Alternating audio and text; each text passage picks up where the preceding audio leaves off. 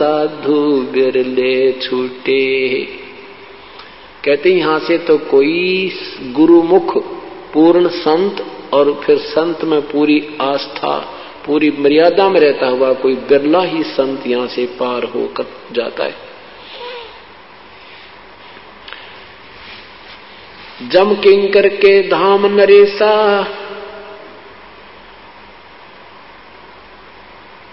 जम किंकर के धाम नरेसा, सठ दर्शन के बंधे केसा, विष्णुपुरी लुटी विद भारी, जहाँ चंदा बदनी कामनी नारी, भोग विलास करें जहाँ प्राणी, बोर परत हैं चारों खानी।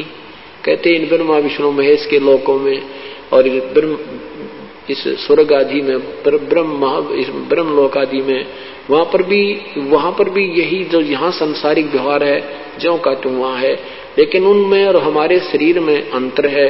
वहां की व्यवस्था, वहां की सुंदरता, वहां के आहार हमारे से कई गुना अच्छा है। जैसे एक तो गरीब व्यक्ति मजदूर व्यक्ति की व्यवस्था होती है, उसका शरीर होता है, एक अच्छे साहूकार सेठ बड़े अधिकारी की व्यवस्था होती है, उसका शरीर भी अच्छा होता है, उसका खान पान उनका घूमन फिरन की कोठी भी अच्छी। इतना अंतर कहते हैं यहाँ के और वहां के में स्वर्ग में है। लेकिन वहां भी क्या कहते हैं, भोग विलास करे जहाँ प्राणी, ही भोर परत है चारों खानी। वहां अपना कर्म भोग कर वो भी फिर वापस 84 लाख योनियों में आ जाते हैं। शिव पर लुटे कुटे बहु भांति, ही जम किंकर तोड़त है छाती।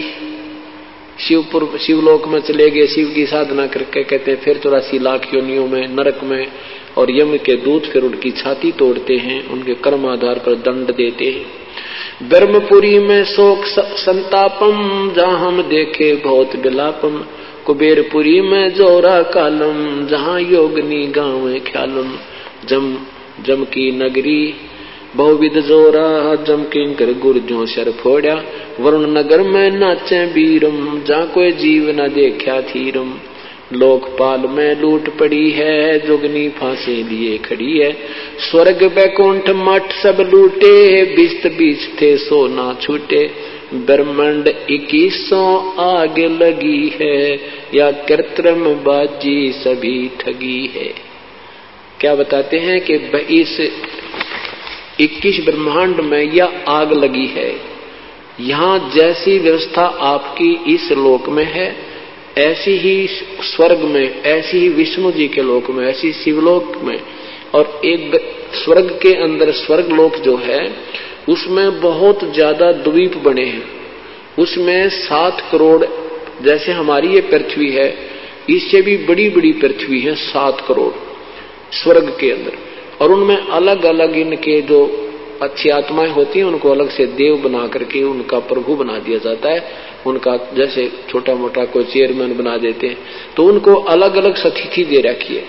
तो परमात्मा कहते हैं तो ये कहते हैं 21 ब्रह्मांड में तो यह आग लगी है। यहाँ साधना की ऊपर के लोकों में खाली, वहां भी यही बकवादे हैं, राग द्वेष खेचा ताणी लठम लट्ठा।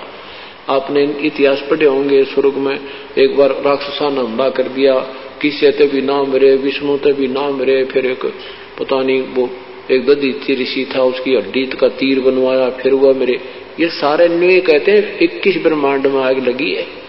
और यह कृत्रिम यह बनावटी 21 ब्रह्मांड काल के ये सभी ठगी है। सतभक्ति ना करने से ये ऐसे ही जन्म मृत्यु में अपना जीवन व्यर्थ करते रहते हैं।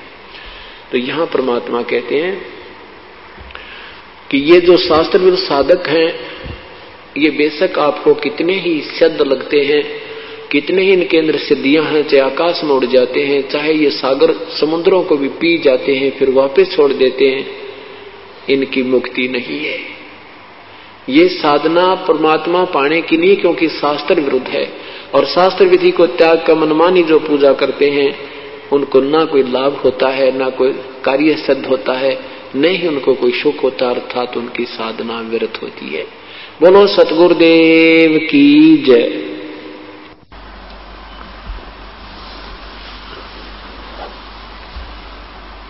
सभी पुण्यात्मा परमेश्वर की महिमा कल से सुन रहे हैं।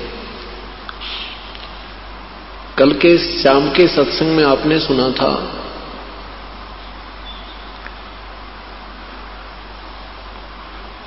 कि किस परमात्मा की क्या स्थिति है।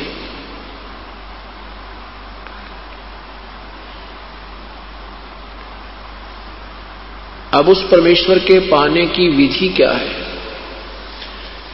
वो परमात्मा जो पूर्ण ब्रह्म है, पूर्ण परमेश्वर है, सशरीर है, जिसका नाम कबीर है, जिसके विषय में सभी सद्ग्रंथ गवाही दे रहे हैं, आंखों देखे संत उसको प्रमाणित कर रहे हैं। उसके पाने की विधि कैसी है? कौन सा वो मंत्र है जिससे परमात्मा प्राप्त किया जा सकता है, जीवन मरण पूर्ण रूप से समाप्त किया जा सकता है?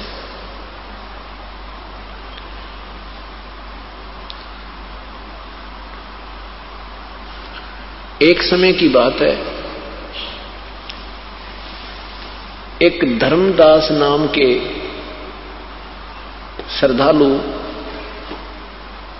अपनी साधना करते हुए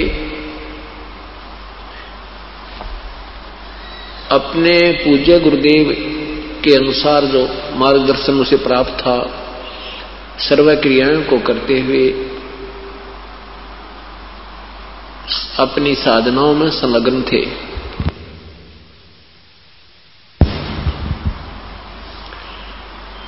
पवित्र हिंदू धर्म में जन्म होने के कारण सेठ धर्मदास जी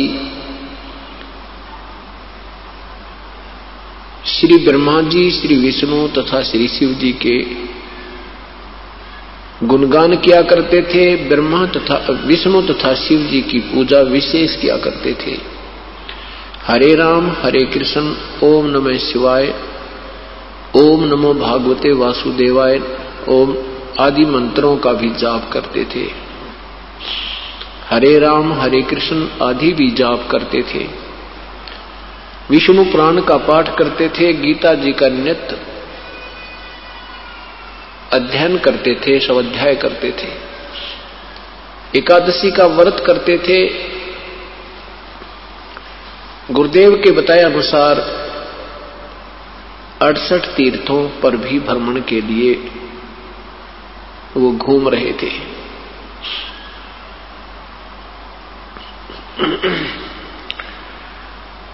अड़सठ तीर्थों पर भ्रमण के लिए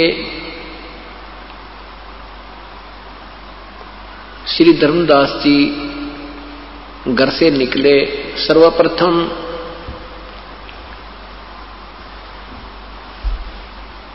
मथुरा में पहुंचे।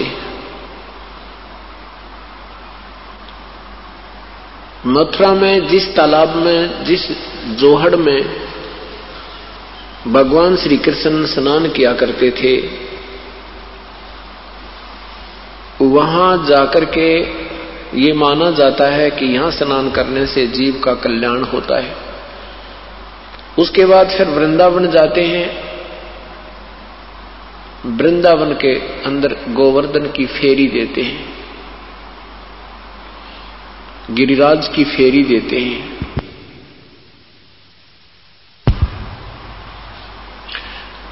वृंदावन के बाद फिर बरसाने में भी जाते हैं, जहां की राधा जी थी।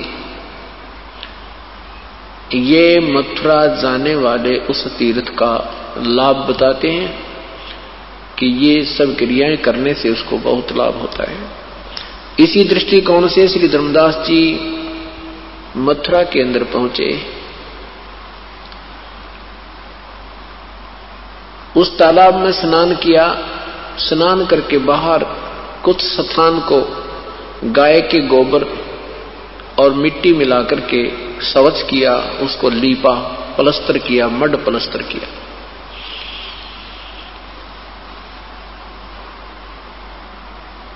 फिर उस स्वच्छ स्थान के ऊपर भगवान का एक चित्र रखा, जिसको शालग्राम कहते हैं। श्री कृष्ण जी का एक चित्र, उसको जैसे पीतल का, उसको नहाया, पूरे उस तालाब से के जल से स्नान कराया उस चित्र को, तस्वीर को। उसके बाद उसको स्वच्छ कपड़े पहनाए, तिलक मुकुट रख के तिलक लगाया, सब कंठी माला डाल करके उसकी स्तुति धूप दीप किया। उसके बाद गीता जी का पाठ करने लगे। उसी समय पूर्ण परमात्मा, पूर्ण ब्रह्म, सतपुरुष कबीर देव, कबीर परमेश्वर एक जिंदा महात्मा का रूप बना के वहीं पर उपस्थित हुए। जिंदा महात्मा कौन होते हैं? मुसलमान धर्म के अंदर एक विशेष वेशभूषा होती है, काला एक कोट होता है, काला ओवरकोट जो घुटनों से भी नीचे तक का होता है, उसको चोगा भी बोलते हैं। वो काला एक कोट पहने हुए और सिर पर काला टोप पहने हुए, लंबे से चोटे का, ऐसी वेशभूषा वाले साधक को जिंदा महात्मा बोलते हैं।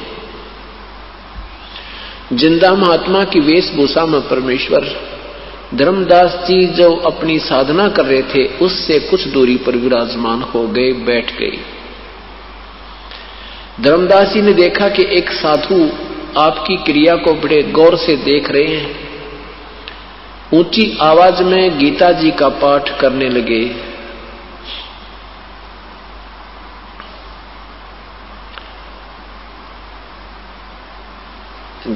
श्री धर्मदास साहिब जी ने जब अपनी पूरी क्रिया कर ली, उसके पश्चात परमेश्वर ने उनके सामने विनय की कि हे वैष्णव साधु, क्योंकि श्री धर्मदास जी ने वैष्णव परंपरा से उपदेश प्राप्त था।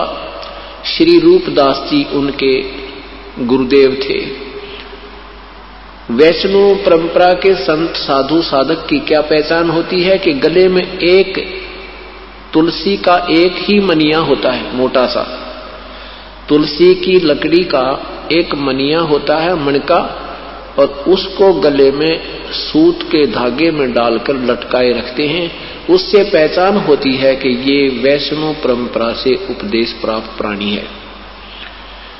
मस्तिष्क पर तिलक लगाना ये भी वैष्णव परंपरा के साधुओं का ही प्रमाण पहचान होती है। उस पे 3 तिलक लगाते हैं। परमेश्वर अपने आप को छुपा करके उस प्यारी आत्मा धर्मदास जी को समझाने, शरण में लेने के लिए उनको महिमा देते हैं कि हे महात्मा जी। कबीर साहब कहते हैं धर्मदास साहिब जी को कि हे महात्मा जी, आपकी साधना मुझे बहुत अच्छी लगी। आप बहुत ही अच्छी तरह उच्चारण कर रहे थे। मैं बहुत जगह घूम चुका हूं, भ्रम लिया हूं, मुझे कोई सतमार्ग बताने वाला संत नहीं मिल रहा। मेरा भी कल्याण करो, मुझे भी कुछ भक्ति मार्ग बता दो। धर्मदास जी ने सोचा कि एक मुसलमान होकर और तेरी साधना से प्रभावित हुआ है तो इसका कल्याण संभव है, इसको मैं अपनी भक्ति विधि बताता हूं। धर्मदास जी ने कहा कि भगत जी देखो, मैं भगवान के विषय में बता दूंगा, लेकिन उपदेश मेरे गुरुजी देंगे आपको, उनसे आपको उपदेश दिला दूंगा। परमेश्वर ने कहा कि ठीक है, पहले मेरे प्रश्नों का कुछ उत्तर दो, मेरी शंका समाधान करो, फिर मैं आपके गुरुदेव के पास चल के उपदेश ग्रहण करूंगा। धर्मदास जी बड़े प्रसन्न हुए।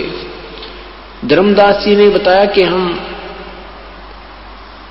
वैष्णव परंपरा से उपदेशी हैं, हम छोटी जाति वाले व्यक्ति से के संपर्क में नहीं आते, हम नीच को निकट नहीं बैठने देते, हम कोई जीव हिंसा नहीं करते और राम कृष्ण का जाप जपते हैं, गीता जी का नित्य पाठ करते हैं, श्री राम कृष्ण का जाप जपते हैं, एकादशी का व्रत रखते हैं, और अब 68 तीर्थ की यात्रा पर निकला हूं। इस प्रकार मैं स्वर्ग प्राप्ति करूंगा।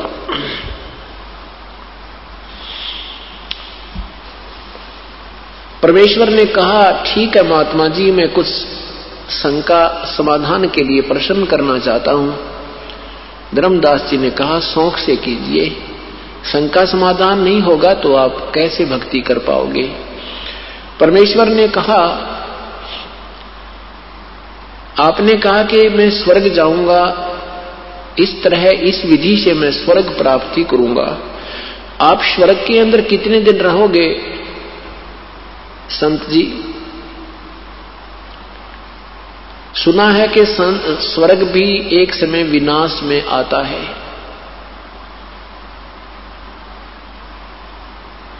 और ब्रह्मा विष्णु महेश को भी अविनाशी नहीं बताया। ब्रह्मा विष्णु महेश भी नाशवान प्रभु हैं। इन्हीं की जीवन हिस्ट्री, जीवन चरित्र अर्थात पुराणों में वर्णन है।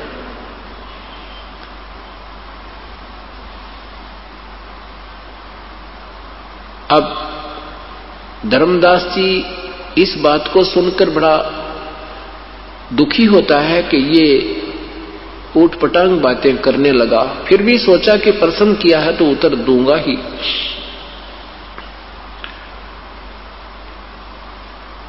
धर्मदास जी से परमेश्वर ने कहा कि देखो, 8वें अध्याय के, गीता जी के 8वें अध्याय के 16वें मंत्र में लिखा है कि ब्रह्मलोक से लेकर और नीचे तक के सारे लोग पुनर्वर्ती में हैं, अर्थात इनको ये नाशवान है, इनके प्राणियों का जन्म मृत्यु होता रहता है।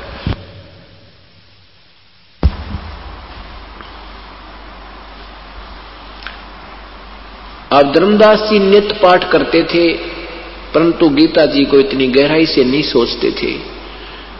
उनको वो श्लोक और अध्याय याद थे, नित्य पाठ करने से वो कंठस्थ याद थे। धर्मदास जी ने सोचा, लिखा तो ऐसा ही है। तो फिर स्वर्ग में गए हुए प्राणी भी पूर्ण मोक्ष प्राप्त नहीं हुए, उनका भी जो है भजन भक्ति सफल नहीं हुआ। धर्मदास जी से प्रार्थना की कि जैसे एक किसान था, उसको बहुत ही देर के उपरांत एक संतान रूप में पुत्र प्राप्त हुआ। पुत्र 12 वर्ष का हुआ तो पिता की आयु 65 वर्ष की हो चुकी थी। किसान ने सोचा कि मैं वृद्ध हो चुका हूं, ना जाने कब यहां से जाने का समय आ जाए, मेरा पुत्र अभी बच्चा है, इसके लिए मैं अपने इस कृषि के अनुभव को लिख देता हूं और बच्चे को कह देता हूं, बेटा जब भी तू किसी वस्तु के में किसी भी क्रिया में, किसी फसल के बीजने में अगर तू दिक्कत महसूस करे तो मेरे द्वारा लिखे हुए इस अनुभव का सहयोग लेना और इसको पढ़ लेना। पिता की मृत्यु हो जाती है और वो पुत्र प्रतिदिन पिता के अनुभव को एक बार पाठ कर लेता है, और जैसे पिता ने उसमें लिखा है ऐसे वो क्रिया कर नहीं रहा तो क्या वो सफल हो जाएगा अपने कृषि के व्यवसाय में? धर्मदास जी को परमेश्वर ने प्रसन्न किया। धर्मदास जी ने कहा कि ये तो हो ही नहीं सकता, वो तो जैसा उसके पिताजी ने अनुभव लिखा है ऐसे वो पुत्र करेगा तो उसकी फसल तैयार होएगी। प्रभु ने कहा कि ठीक इसी प्रकार प्यारी आत्मा, जो गीता जी में लिखा है ऐसा आप करोगे तो आपको प्राप्ति होगी, जो भी आप उद्देश्य रखते हो। और यदि गीता जी के पाठ को नित्य करते हो, उसके विपरीत क्रिया करते हो तो आपको क्या मिलेगा? सफलता या असफलता? धर्मदास जी चुप हो गए।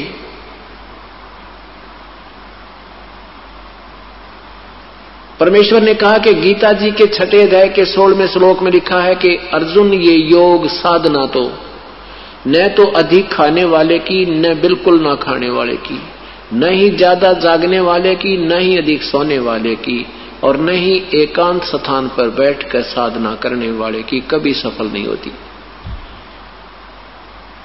बिल्कुल न खाना, व्रत रखना, एकादशी के व्रत न केवल जलपान करते हैं, वो भी शाम के समय थोड़ा सा, नहीं आहार नहीं करते। अब तो क्योंकि अब समय बदलता जा रहा है, अपनी अपनी क्रियाएं बदलती जा रही हैं, लेकिन पूर्ण एकादशी के व्रत को बिल्कुल आहार नहीं किया जाता। तो परमात्मा ने कहा कि जब तुम, गीता जी मना कर रही है कि व्रत मत करो और तुम व्रत कर रहे हो, तो गीता जी की अवहेलना कर रहे हो, शास्त्र विधि त्याग का मनमानी पूजा कर रहे हो। हरे राम हरे कृष्ण सीताराम राधे श्याम राधे राधे श्याम मिला दे, ये क्या गीता जी में कहीं लिखा है? गीता जी में लिखा है 8वें अध्याय के 13वें श्लोक में कि ओम इति एक अक्षरम ब्रह्म व्यवहारण माम अनुसमरण यह प्रयाति तजन देहम सयाति परमाम गतिम। मेरा तो एक अक्षर का ओम नाम है, मुझ ब्रह्म के सिमरण करने का उच्चारण करके ओम ओम ओम ओम ओम ओम ऐसे, और जो इस तरह साधना अंतिम श्वास तक करता है वो मेरे वाली परम गति को प्राप्त होता है। ये हरे राम राधे कृष्ण सीताराम ओम नमः शिवाय ओम नमो भगवते वासुदेव, ये मंत्र मनमुखी है, मनमानी साधना, मनमाना आचरण है। इसके विषय में पवित्र गीता जी के अध्याय नंबर 16 के मंत्र नंबर 23-24 में कहा है कि जो शास्त्र विधि को त्याग कर मनमाना आचरण अर्थात पूजा करते हैं, उनको ना कोई सुख हो है, ना कार्य सिद्ध हो है, ना ही उनकी कोई गति हो है, यूजलेस प्रयत्न है। अब धर्मदास उस परमेश्वर के मुख की तरफ देख रहा है कि ये मुसलमान होकर के और गीता को इतने प्यारे ढंग से विवरण कर रहा है, ये कहानी क्या है? मुसलमान लोग तो अपने कुरान शरीफ के अतिरिक्त किसी शास्त्र को छूते भी नहीं।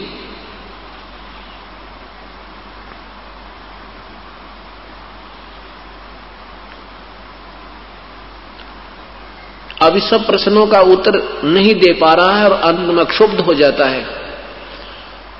दुखी होकर के धर्मदास सोचता है कि मुसलमान है, इसने कहीं से सुन लिया होगा किसी से और हमारे हिंदू धर्म की बेइज्जती करना चाहता है।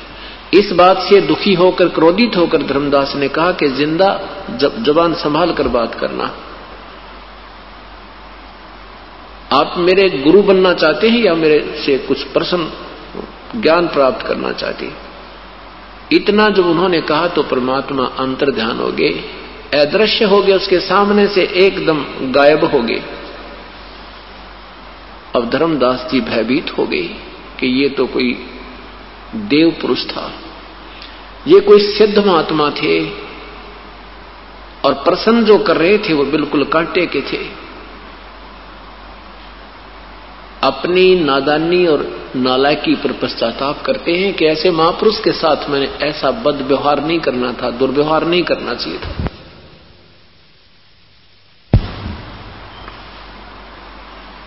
और गीता जी को उठाकर देखते हैं, वो ज्यों का तो मिलता है 8वें अध्याय का 13वां श्लोक, और कोई मंत्र नहीं मेरे जाप करने का, ऐसा गीता जी में ठोक के प्रमाण दिया है। और गीता जी अध्याय नंबर 17 के मंत्र 23 में लिखा है कि उस परमात्मा के पाने का ओम तत्सत इति निर्देश ब्रह्मण त्रिविध समर्थ है। उस परमात्मा के पाने का तो वो 3 मंत्र का जाप है। ओम तो सीधा ही है, तत्सत ही सांकेतिक है। अब धर्मदास जी सारी रात चिंतित रहे, जो क्रिया वो करते थे उसको करने को कति दिल नहीं कर रहा था।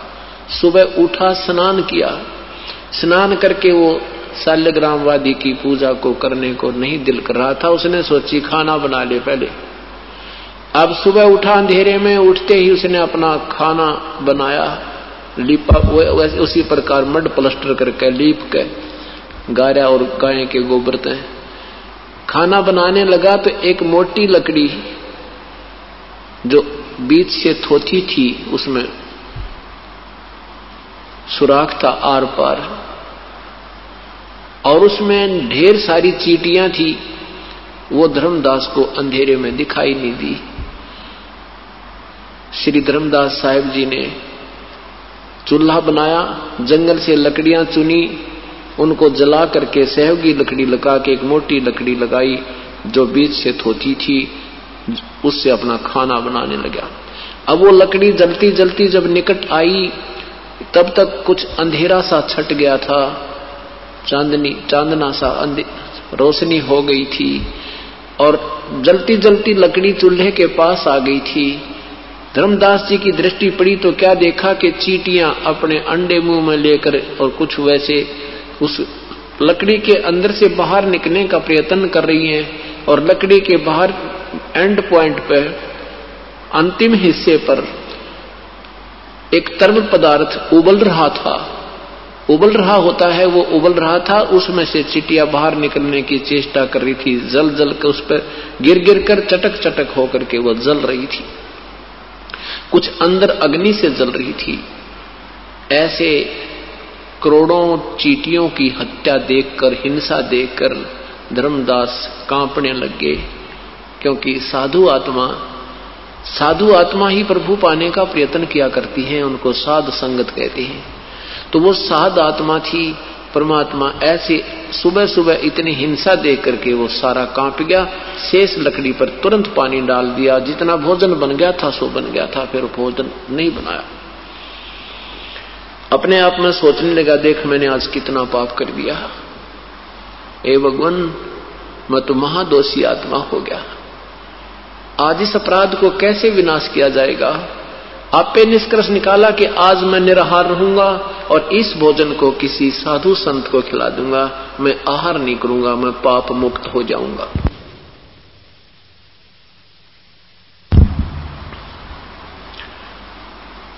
उस सारे भोजन को उठा करके धर्मदास जी चल पड़े संत की तलाश में। वही पूर्ण परमात्मा, पूर्ण ब्रह्म, सतपुरुष एक साधु भेष बनाकर, जैसे हम साधु मानते हैं, हमारी जो दृष्टिकोण बना हुआ है कि लाल कपड़े हो, भगवा बाणा हो, गले में एक माला हो, माथे पर तिलक हो, जटा बड़ी हो या मूड मुड़ा रखा हो या कोई ऐसी क्रिया हो, तो हम उसको संत मानते हैं। ये हमारा दृष्टिकोण है। लेकिन परमात्मा के लिए ये दृष्टिकोण नहीं है, ये तो ऊपरी दिखावा है। जिसमें सतभक्ति और सतज्ञान है वही साधु होता है, वो चाहे कैसी वेशभूषा में। धर्मदास जी की दृष्टि पड़ी के सामने साधु बैठा है, उनके चरणों में प्रणाम किया और आहार रख दिया सामने और कहा, प्रभु भोजन पाओ। हे महात्मा जी आहार करो, आपको भूख लगी होगी। परमेश्वर ने कहा, हां धर्मदास जी मुझे भूख लगी है, धन्य हो, धन्यभाग, धन्यवाद हो आपका। अब धर्मदास जी ने सोचा कि ये व्यक्ति मैंने कभी देखा नहीं, इसने मुझे नाम से पुकारा है। सोचा कि मैं बहुत बड़ा सेठ हूं, भंडारे करता रहता हूं, ये कभी भंडारे में आया होगा, मैंने इसको दान दक्षिणा दी, इस करके मेरा नाम जानता होगा। आप पे आप मन में ऐसा सोचकर कहा, प्रभु भोजन पाओ। परमेश्वर ने क्या किया कि अपने लोटे से जल लिया, एक मंत्र बुदबुदाया और उस जल के छींटे उस आहार पर, भोजन पर लगाए। जल के छींटे लगते ही सारा का सारा आहार की चींटियां बन गई, वह कीड़ी बन गई, सारी थाली काली होगी, चींटियां बाहर निकल रही हैं थाली से। जब देखा उसी रूप में आगे जो पहले दिन वार्ता हुई थी, उस जिंदा वाले महात्मा के रूप में परिवर्तित हो गए प्रभु और कहा, धर्मदास तू कह रहा था मैं जीव हिंसा नहीं करते, हम वैष्णव साधु हैं, तेरे से तो कसाई भी अच्छे भाई। इस बात को सुनकर धर्मदास और सामने देख के उसी प्रभु को चरणों में गिर गए और कहा, मेरा दोष क्षमा करो प्रभु, मैंने आपको कल आप शब्द बोल दिए। हे परमेश्वर हम अल्पबुद्धि हैं, आपका ज्ञान अनमोल है। पुराने रंग के आधार से और ये बुरी आदत अपनी गलती को ना मानने वाली, ये भी मेरे अंदर समावेश थी प्रभु, इस करके मैंने आपके सत्य ज्ञान को भी स्वीकार। आपके बिछुड़ने के उपरांत प्रभु मैं बहुत दुखी हुआ। हे परमात्मा मुझे नींद नहीं आई रात्रि में, हे मालिक, मुझे और ज्ञान सुनाओ, मुझे और मार्ग बताओ, मेरी इच्छा हो गई है। सचमुच आपने जो बताया वही अब गीता जी को मैंने पुनर्देखा। आपने बताया कि ब्रह्मा विष्णु महेश नासवान है, मैंने उनको फिर देखा। सचमुच प्रभु वो ज्यों का त्यों लिखा है। हे परमात्मा, ये ज्ञान आज तक हमें किसी ने नहीं बताया। तब पूर्ण परमात्मा समझाने लगे उस प्यारी आत्मा को।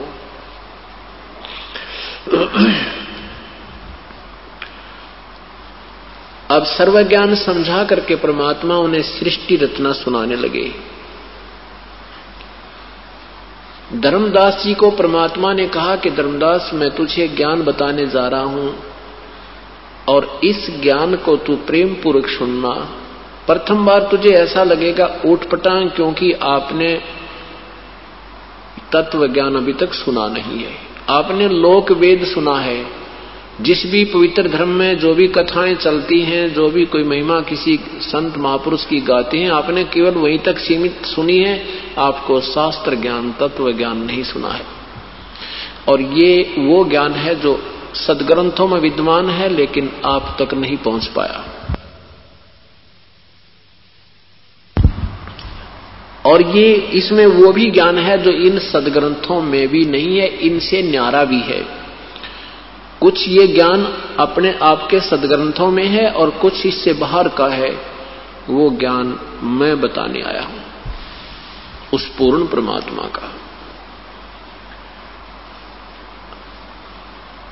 क्या बताते हैं कि आपने गीता अध्याय नंबर 4 के मंत्र नंबर 5 में पढ़ा होगा।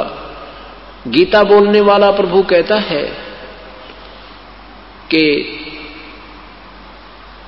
अर्जुन, तेरे और मेरे बहुत जन्म हो लिए, तू नहीं जानता, मैं जानता हूं। अध्याय नंबर 2 के मंत्र नंबर 12 में कहा कि अर्जुन, मैं और तू तथा ये सब सैनिक पहले भी थे और आगे भी होंगे, ये ना सोच के अब ही वर्तमान में है। अध्याय नंबर 2 के, गीता जी के अध्याय नंबर 2 के मंत्र नंबर 17 में कहा कि वास्तव अविनाशी तो उनको जान, उसको जान जिससे ये सब ब्रह्मांड व्याप्त हैं, और उस अविनाशी का वध करने में कोई भी समर्थ नहीं है। गीता जी के अध्याय नंबर 15 मंत्र 16 और 17 में लिखा है, 2 प्रभु हैं, एक क्षर पुरुष ये ब्रह्म है, अक्षर पुरुष ये परब्रह्म है।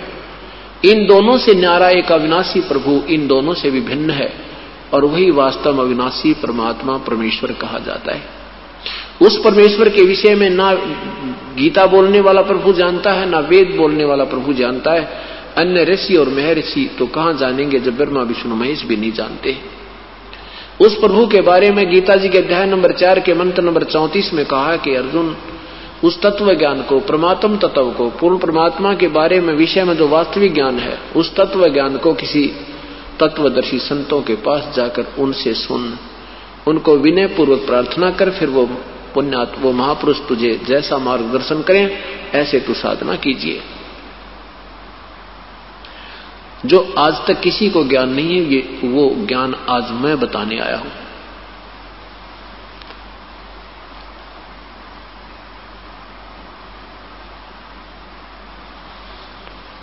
तो क्या बताते हैं कि इसके तत्व ज्ञान को समझने के लिए धर्मदास ये सृष्टि रचना का सुनना, इसको समझना और कंठस्थ याद करना बहुत आवश्यक है। और ये जो ज्ञान मैं तुझे बताऊंगा, ये जन जन को समझाना, इस ज्ञान से सबकी बुद्धि ठीक होगी, समझ में आएगी और अपने मूल मालिक को वो पहचान पाएंगे। नहीं तो युग बीत गए, कितने युग हो गए हमें जन्मते और मरते को तुम्हें, और ना बेरा कितने को और कष्ट में जीवन तुमने भोगे हैं, आगे भी भोगते रहोगे जब तक इस मार्ग को ग्रहण नहीं करोगे। धर्मदास जी कहता है, प्रभु गीता जी के अध्याय नंबर 11 के मंत्र नंबर 32 में ये खुद कह रहा है प्रभु कि मैं काल हूं, सबको खाने के लिए आया हूं। परमेश्वर ने कहा कि श्री कृष्ण काल नहीं थे धर्मदास, तो वो काल कैसे कह रहे हैं अपने आप को? गीता जी का ज्ञान किसने कहा? गीता जी का ज्ञान किसने बोला? धर्मदास जी ने कहा कि श्री कृष्ण भगवान ने। परमेश्वर ने कहा कि नहीं, श्री कृष्ण भगवान ने गीता जी का ज्ञान नहीं कहा। श्री कृष्ण जी को तो पता नहीं मैंने गीता में कहा क्या था।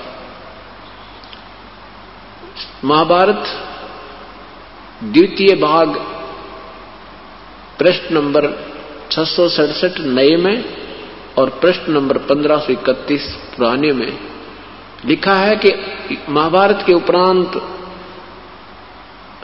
भगवान श्री कृष्ण राजा युधिष्ठिर को गद्दी सौंप के इंद्रप्रस्थ की राजगद्दी पर बैठा करके कुछ दिनों के उपरांत द्वारका जाने की तैयारी की। सभी ने मिलकर प्रार्थना की कि हे भगवान, हमें एक सत्संग सुना कर जाओ ताकि हम आपके उपदेशों के आधार पर अपना जीवन भी सफल करें और कोई जीवन में गलती ना कर दें। आप हमारे गुरु हो, क्योंकि भगवान श्री कृष्ण पांडव और यादव के धार्मिक गुरु थे। भगवान श्री कृष्ण ने वो स्थान और समय निहित कर दिया। निश्चित स्थान पर सत्संग प्रारंभ होना था। उससे पूर्व अर्जुन और श्री कृष्ण घूम रहे हैं, श्रोतागण आकर के बैठ रहे हैं, अपना अपना स्थान ग्रहण कर रहे हैं। तब अर्जुन ने कहा कि प्रभु, वही गीता जी का ज्ञान हमें फिर सुनाना जो आपने मुझे युद्ध के दौरान सुनाया था। मैं भूल गया बुद्धि दोष के कारण। भगवान श्री कृष्ण ने कहा कि अर्जुन, तू बड़ा बुद्धिहीन है, तू श्रद्धाहीन है, ऐसे अनमोल ज्ञान को तूने याद क्यों नहीं रखा? फिर स्वयं कहते हैं कि अर्जुन, मैं उसको अब ज्यों का त्यों पुनर् नहीं बता सकता, मुझे याद नहीं। विचार कीजिए धर्मदास जी, परमात्मा कह रहे हैं कि वक्ता कह रहा है कि मुझे याद नहीं, और श्रोता को कह रहा है कि तूने बुद्धिहीन याद क्यों नहीं रखा। इति सिद्धम के श्री कृष्ण ने ये गीता जी का ज्ञान नहीं कहा था। गीता जी का ज्ञान किसने बोला था? काल ने बोला था। ये ज्योति निरंजन है जो ब्रह्मा विष्णु महेश का पिताजी है। इसने कसम खाई है कि मैं व्यक्त रूप में किसी के सामने अपने ओरिजिनल रूप शरीर में नहीं आऊंगा। जो गीता जी के मैं अपना विराट रूप दिखाया है वो इसका वास्तविक स्वरूप है। जो गीता ज्ञान देते समय अपना विराट रूप दिखा करके अर्जुन को कहा था कि देख, ये है मेरा वास्तविक स्वरूप, ये तेरे से पहले ना किसी ने देखा और ना फिर कोई देख सकता, ना किसी वेदों में वर्णित विधि से, ना किसी जप से, ना तप से, ना क्रिया से मुझे प्राप्त नहीं कर सकता। गीता जी के 7वें अध्याय के 24वें श्लोक में लिखा है कि ये मेरा अटल नियम है कि मैं कभी किसी के सामने व्यक्त रूप में, इस मेरे वास्तविक रूप में कभी प्रकट नहीं होता। ये मेरा घटिया नियम है। और ये बुद्धिहीन लोग मुझे कृष्ण मान रहे होंगे, मैं कृष्ण नहीं हूं। मैं अपनी योग माया से छुपा रहता हूं। 7वें अध्याय के 25वें श्लोक में पवित्र गीता जी में काल कह रहा है।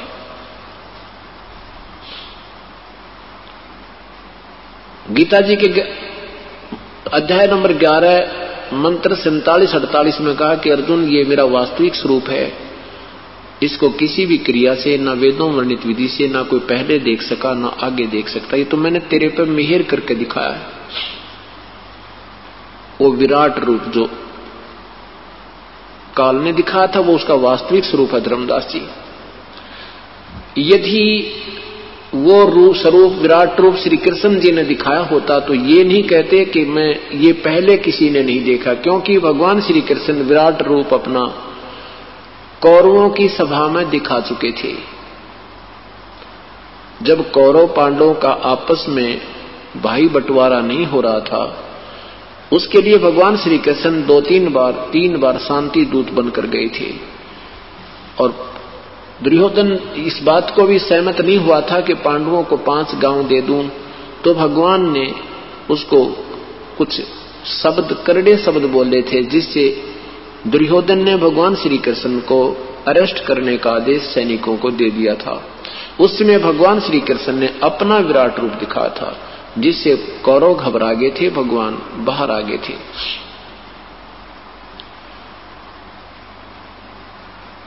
विचार कीजिए धर्मदास,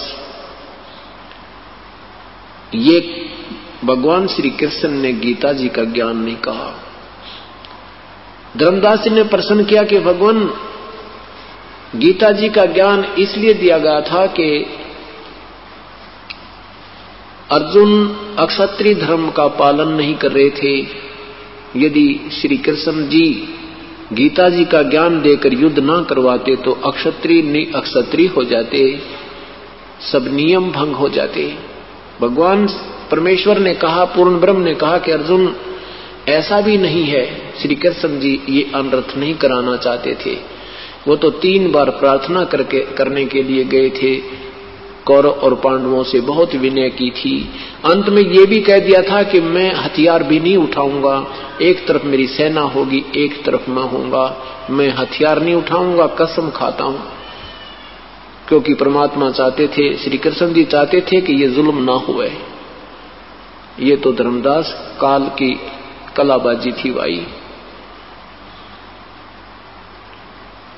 जैसे मथुरा में कंस वध होने के उपरांत राजा अग्रसेन जी ने अपने दोहते श्री कृष्ण जी को मथुरा की बागडोर संभाल दी थी।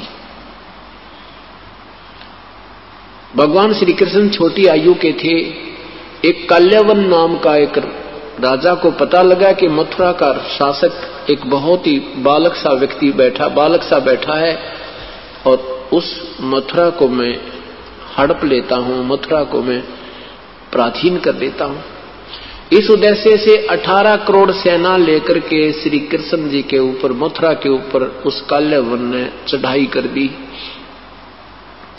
उससे कुछ ही दिन पूर्व नारद जी ने आकर के भगवान श्री कृष्ण को बताया था कि भगवान यहाँ एक गुफा है निकट ही, उसमें एक मुचकंद नाम का राक्षस राजा रहता है। उसके अंदर एक सिद्धि है कि वो 6 महीने सोता है, 6 महीने जागता है। जब वो जागता है तो युद्ध ही करता रहता है और सोता है तो उसको कोई उठा दे बीच में कच्ची निद्रा से, तो उसके अंदर एक सिद्धि है कि उसकी आंखों से अग्निबाण छूटते हैं और सामने वाला का तुरंत वध हो जाता है। वो छुप कर सोया हुआ है। श्री कृष्ण जी को ये बात नारद जी के द्वारा बताई हुई याद थी। उधर से 18 करोड़ सेना लेकर के वो काल्यवन आ जाता है और श्री कृष्ण जी को युद्ध के लिए ललकारता है। अब 18 करोड़ सेना, वहां मथुरा की सारा 18 करोड़ जनता भी नहीं थी। श्री कृष्ण जी ने सोचा भी ये तो बात बिगड़ जाएगी, ना जाने कितने सैनिक, हिंसा हो जाएगी, और क्यों ना इस काल्यवन का वध मैं मुचकंद से करवा दूं। भगवान ने अपना अक्षत्रिय धर्म त्याग के और श्री उस काल्यवन को ललकारा कि आजा काल्यवन मेरे साथ, उतर रथ से नीचे। अब काल्यवन नीचे उतरा तो भगवान रथ छोड़ के भाग लिया। अपना क्षत्रिय धर्म भूल गए भगवान उस विनाश को बचाने के लिए, और उस गुफा में प्रवेश कर गए जिसमें मुचकंद सोया पड़ा था। गुफा के अंदर जाकर के अपना पीतांबर, जो अपना पीला कपड़ा सा एक चद्दर साथ रखा करते थे, उस पीतांबर को मुचकंद के ऊपर उड़ा दिया, सोए हुए मुचकंद पर उड़ा दिया, और आप आगे चले गए, गुफा में गहरे चले गए। कौन? भगवान श्री कृष्ण।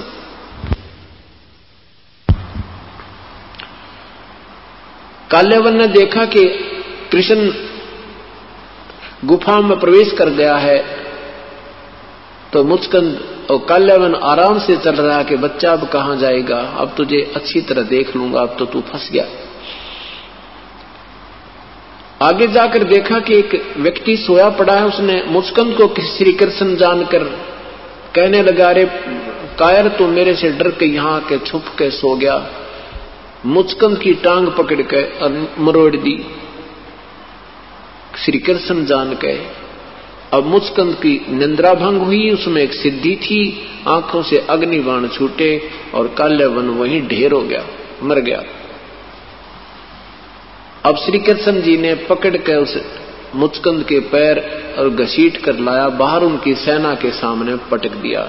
राजा की हार सेना की हार मानी जाती थी, राजा की मृत्यु सेना की हार मानी जाती थी।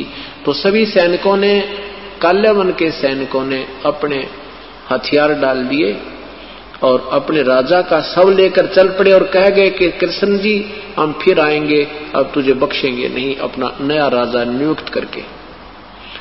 श्री कृष्ण जी ने सोचा ये तो पागल इंसान है, ये फिर आएंगे, फिर झगड़ा होगा। इसलिए विश्वकर्मा को जी को बुला करके कहा, विश्वकर्मा एक ऐसा स्थान ढूंढ ले कि तब उस समुद्र में जो 3 तरफ से पानी हो, समुद्र हो, एक रास्ता हो, एक द्वार हो, उस द्वारिका एक द्वार वाली नगरी श्री विश्वकर्मा जी ने भगवान श्री कृष्ण के आदेश से तैयार कर दी। उधर से भगवान ने अपना सारा बोरिया बिस्तरा लाद के और प्रस्थान कर दिया, सारी मथुरा खाली कर दी और द्वारका में पहुंच गए। तो धर्मदास जी को भगवान कह रहे हैं कि धर्मदास विचार करो इन बातों पे। श्री कृष्ण ये विनाश कराना नहीं चाहते थे। जब स्वयं वो अपने अक्षत्रिय धर्म को छोड़ सकते हैं, क्या दूसरे को अक्षत्रिय धर्म की आड़ में विनाश करवा सकते हैं? ललकार उसको तैयार कर सकते हैं, प्रेरणा दे सकते हैं। धर्मदास सुन्न हो गया, तेरे की सचमुच हम रोज पढ़ते थे इन कथाओं को, पर ये जोड़ जुगाड़ मारे तो जुड़ा नहीं। देखो पुण्यात्माओं, जैसे किसी दुकान में सारे स्पेयर पार्ट रखे और जेन्युइन रखे, लेकिन उनको जोड़ने वाला इंजीनियर ना हो तो न गाड़ी बन सकती है, न को इंस्ट्रूमेंट बन सकता है।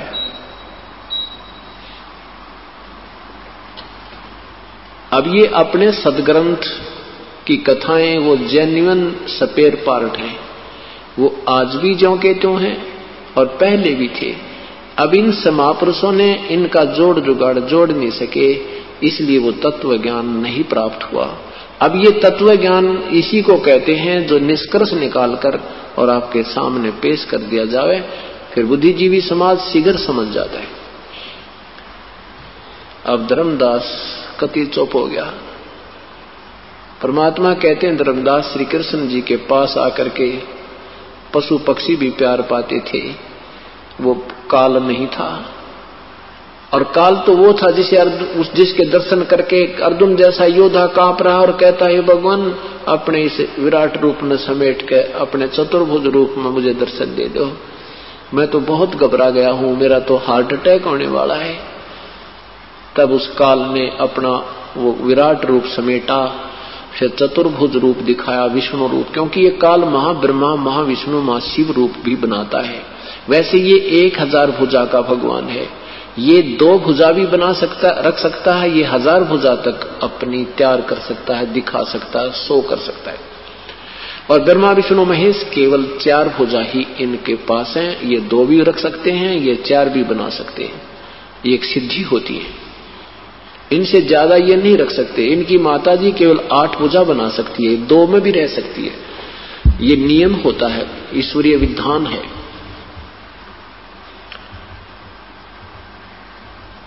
तब धर्मदास ने कहा, परमात्मा ने कहा धर्मदास कितने जन्म हो गए तुमने मरते और जन्मतों को, क्या प्राप्त हुआ तुझे? आज तू सेठ है, कल ना जाने तो कौन सी योनि में प्राप्त होगा, ना जाने कौन से नरक में तुझे डाला जाएगा, ये काहे का जीवन है? तब धर्मदास बोला, हे भगवान, हे परमात्मा, हम कैसे फंस गए यहां पर, ये क्या कहानी है? इसके लिए परमेश्वर ने कहा कि अब सुन ले ये राम कहानी जो मैं तुझे सुनाना चाहता हूं, जिससे तेरा अंधेरा हटेगा, अज्ञान दूर हो जाएगा और हर शास्त्र तेरी समझ में आएगा। ये सृष्टि रचना सुनो। परमात्मा ने कहा कि मैं उस परमेश्वर के आदेश से यहां आया हूं, उस परमेश्वर का तत्व ज्ञान सुनाने के लिए। यदि परमात्मा ये कह देते कबीर साहब कि मैं ही प्रभु हूं, मैं ही ये रचने वाला हूं, शुरुआत में ही कह देते, तो धर्मदास जी की बुद्धि काम नहीं करती, क्योंकि हमने अभी तक प्रभु को निराकार मान रखा है। हम बेशक भगवान राम के, भगवान श्री कृष्ण के, विष्णु जी की मूर्ति भी रखते हैं, फिर भी हम परमात्मा को निराकार मानकर राजी हैं, फिर भी हम उनको निराकार ही मानते। ये हमारी उल्टी बुद्धि पता नहीं कैसे फिट होगी। इससे सिद्ध है कि हम जिस भगवानों को पूजते थे वो भगवान उनसे सेटिस्फाई नहीं थे, हम संतुष्ट नहीं थे कि वास्तव में यही फाइनल है। नहीं तो हम बिल्कुल नहीं मानते कि निराकार सामने तस्वीर देखते थे प्रभुओं की। तो कहने का भाव ये क्या है कि कहें कुछ और करें कुछ। अभी तक हमें ऐसे गुरु मिले थे। क्या बताया धर्मदास जी को कि धर्मदास पहले, अब ये दास बताएगा परमेश्वर द्वारा रची हुई सृष्टि, बताई हुई ज्ञान को। सबसे पहले केवल एक अनामी लोक था, उसी में पूर्ण परमात्मा अकेले रहते थे। अनामी पुरुष उनका उपमात्मक नाम है। वास्तव में उस परमेश्वर का नाम कबीर देव है। कबीर देव, कबीर उपमात्मक नाम उनका अनामी पुरुष। अनामे, अनामे का अर्थ होता है रोग रहित। अनामे संस्कृत का शब्द है ये। अनामे माने स्वस्थ, किसी प्रकार का कोई भी रोग ना हो, यानी कोई भी वहां रचना नहीं है, केवल परमात्मा पूर्ण ही। अनामी पुरुष ना के उपमात्मक नाम से विराजमान थे।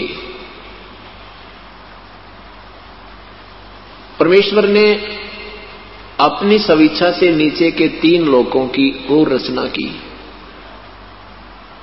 उसके बाद फिर अलग अगम पुरुष, अनामी के बाद अगम पुरुष, अगम लोक, फिर अलख लोक और लास्ट का जो है सतलोक। इन 3 लोकों को और उस परमात्मा ने अजरो अमर रूप से, अविनाशी रूप से रचना की, शब्द रूप में। अर्थात ऊपर के 4 लोक अब वर्तमान में सतपुरुष ने, ये सतलोक, अलखलोक, अगम लोक और अनामी लोक, ये चारों लोक तो बिल्कुल अविनाशी हैं। इनका कभी विनाश नहीं होगा। वहां रहने वाले प्राणियों का भी कभी नष्ट नहीं होते, कभी मृत्यु जन्म नहीं होता। उसमें प्राणी कैसे उत्पन्न आए, उसी पूर्ण परमात्मा ने अपने 3 रूप और बनाए।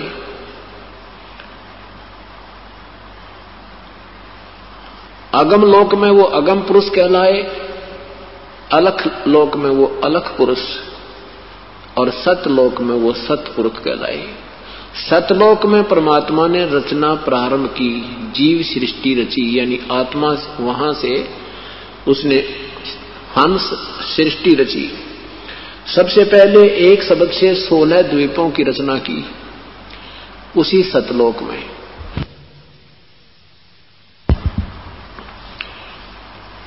फिर 16 शब्द उच्चारण किए, उसमें 16 पुत्रों की उत्पत्ति की। 16 पुत्रों को एक एक द्वीप में रहने का आदेश दिया।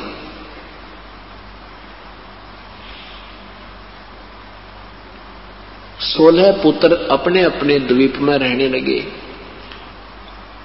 उनमें से एक पुत्र का नाम अचिंत है।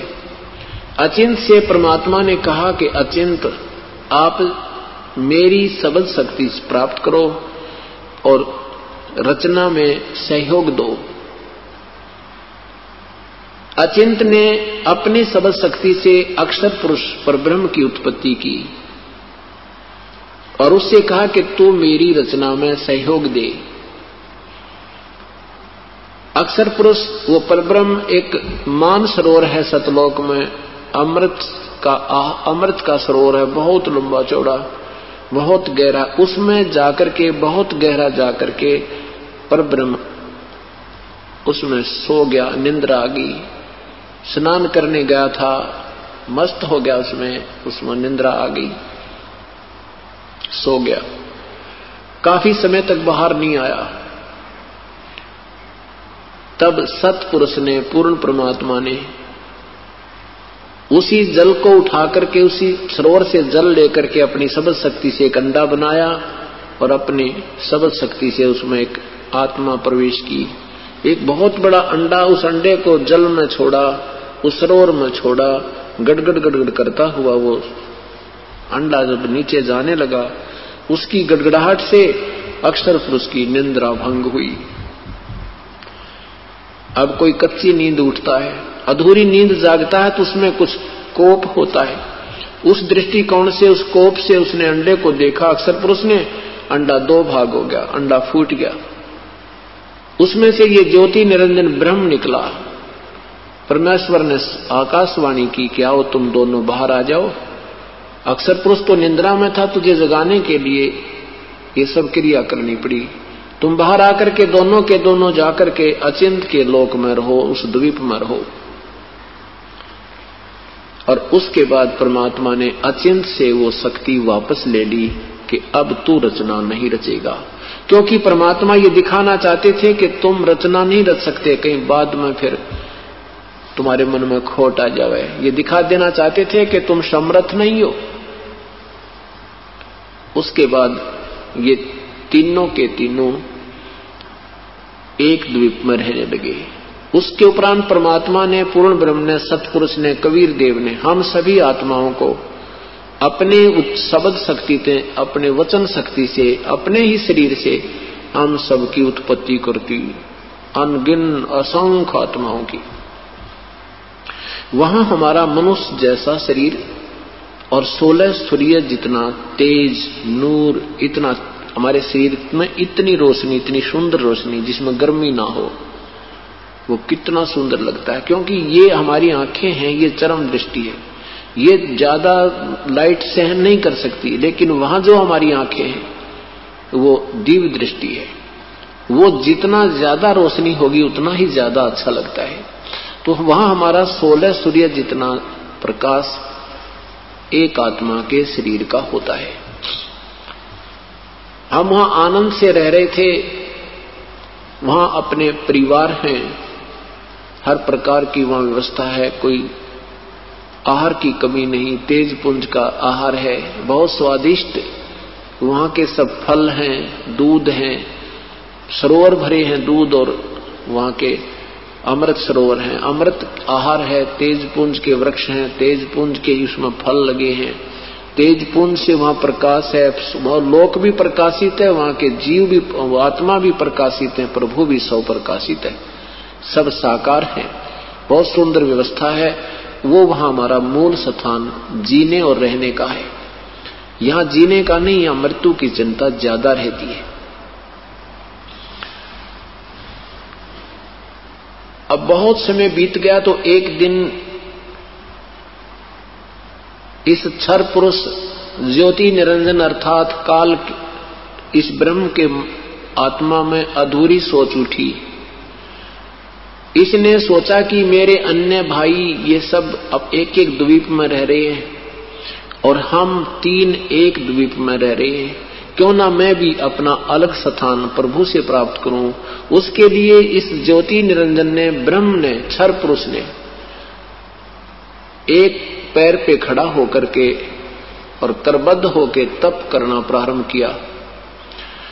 70 युग तक इसने एक पैर पे खड़ा होकर के तप किया।